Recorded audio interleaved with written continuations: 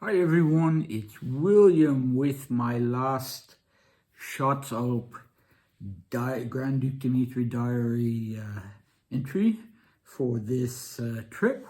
I'm heading off to Zurich tomorrow and then to Paris and then to Seattle and then finally back to Portland. Yeah, I had a bit of a boozy afternoon and evening, so maybe I shouldn't be doing this, but I'm doing it anyway.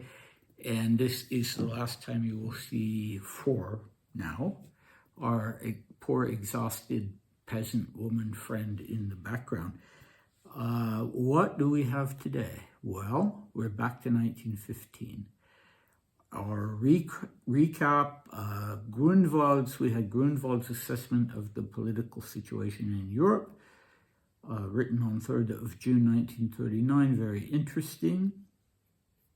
And going back to 1915, Dmitri's interest in sliding down ice hills and reading French literature in the midst of the First World War. What are you going to do?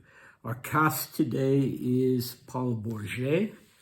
Last time in 1915 it was Anatole France, so we're learning all about French literature. I think Anatole France is still very well known. Paul Bourget, not so much, although he's well worth reading. He wrote a book called The Crimes of Sylvester. What was Sylvester's last name? Oye, now I can't remember. Bonnard, I think. It's a very good book. It features some Russian characters, and I remember in particular there was a Russian couple, a very aristocratic and wealthy Russian couple, and Sylvester Bonnard, that was definitely his surname, met them in Sicily, and they complained to him that both of them, both the husband and wife, suffered from almost terminal ennui. And then somebody advised the wife, well, if you have a child, it will cure your ennui. So she did have a child, and then later on the friend asked her, well, did that work? And she said, no, my son is in a boarding school, he's 11 years old, and he's already suffering from ennui. And so I feel so sorry for them. Ennui, it's a serious thing. But at any rate, I love the book. It's a great book. And Dmitri read it, but that's not the book that he's reading now. All right, so we're up to the 9th/22nd of January, 1915 in Usovo. We have a little snow. It's 3 degrees below freezing and no wind. So that's the weather report from, good Lord, how long ago? I am not even going to attempt math right now. 1915, okay, 110 years. A little more, because that was January. Okay, here we go. I got up at 10 o'clock. I don't think I'll take arsenic anymore because it gives me an incredibly bad stomach. It started beating me 16 times a day, and the weakness that comes from that is terrible. In the morning, we went out walking with rifles, but of course didn't see anything. We stayed out right until lunchtime at 1 o'clock. Then Cook and I took a Swedish sleigh to Ilinskaya. To my surprise, I found everything there in order, and some of the roads had even been cleared of snow. It was strange somehow, and even sad to be there. We walked for a long time and returned only in time for tea, which we had à deux, after which I read. I started Le Démon du Midi by Paul Bourget. Judging from the first part, it will be very interesting. We had dinner à deux at 8 o'clock, and then I pasted photos into an album and listened to Cook's stories. Around 11 o'clock, we took a walk. The night was again ideal.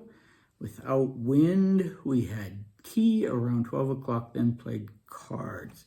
Cook taught me a new game called Nap. So that's what happened to our friend Dmitri on the 9th, 22nd of January, 1915.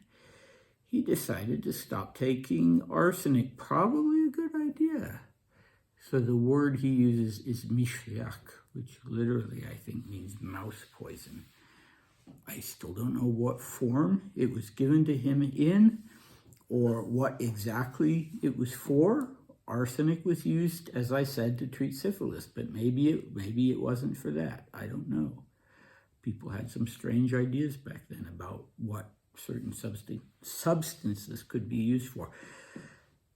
Now I'm asking all my Russian friends who are watching this to help me out a little, because I don't understand what he means here when he's talking about being beat up 16 times a day. Stala bit меня по 16 раз в день. What the heck? Beat and beat. They mean the same things in English. English beat, Russian beat. What is he talking about? The arsenic is beating him up 16 times a day. So please, if any of you are watching this, tell me if it is an idiomatic expression. Anyway, whatever it is, it doesn't sound good, right? So, yeah, I think he's right. Stop taking arsenic. The Swedish sleds, I don't know what they are. My boozy afternoon was with a Swedish friend, and he doesn't know what they were either, so we'll have to let that one go. As I said, Paul Bourget, an excellent author. I have not read Le Démon de Midi, but I have read The Crimes of Sylvester Bonnard, which I highly recommend. So here they are, playing cards in the middle of the night, after midnight. And the game is Nap. What is Nap? I had to look it up. Nap is short for Napoleon.